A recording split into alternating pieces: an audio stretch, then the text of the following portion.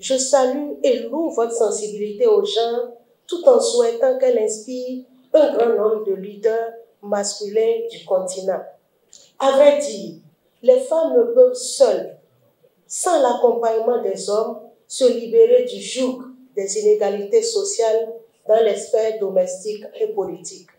Elles doivent certes être à l'avant-garde des combats sociopolitiques, syndicaux, culturels visant leur émancipation, leur progrès, mais elles doivent se garder de mener seules la lutte.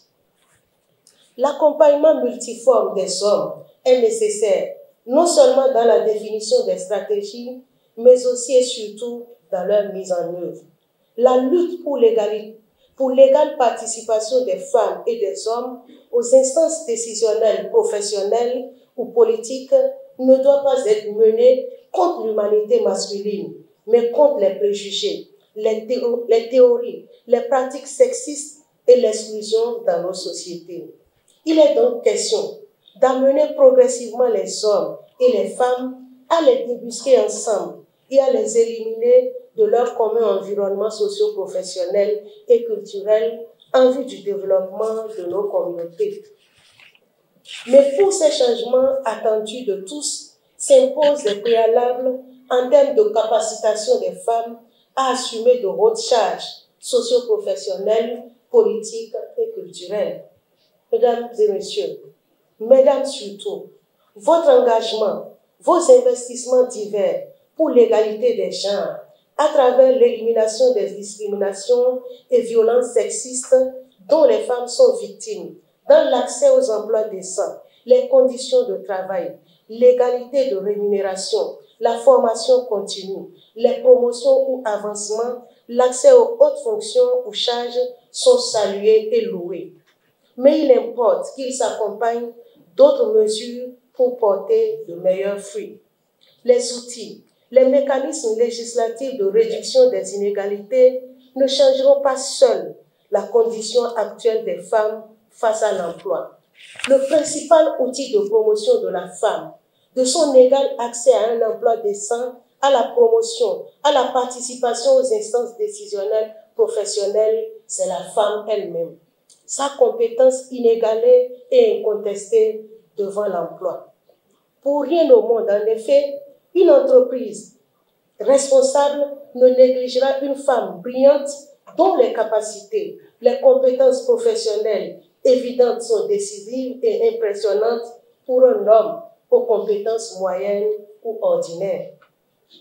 Le défi des femmes de tout secteur d'activité qui aspirent au respect en milieu professionnel, à la dignité, au progrès et au leadership, c'est la formation continue et permanente. Une fois engagées à un poste, les femmes ne doivent jamais dormir sur leur laurier jusqu'à ce que s'installe la légende de l'expertise indéniable des femmes dans de nombreux secteurs d'activité. Mesdames et messieurs, voyez-vous, en France, aujourd'hui, 66% des magistrats sont des femmes, soit 15% des magistrats de la promotion 2023 de l'école de magistrature française sont des femmes. Avec ces pourcentages qui montrent leur suprématie au concours actuel de recrutement, comment pourra-t-on demain les empêcher d'accéder aux hautes fonctions dans leur profession? Tant que les perceptions et les représentations sur les femmes ne seront pas améliorées par les femmes elles-mêmes, les stéréotypes et les préjugés auront encore de beaux jours devant eux. La balle est donc fondamentalement dans le camp des femmes.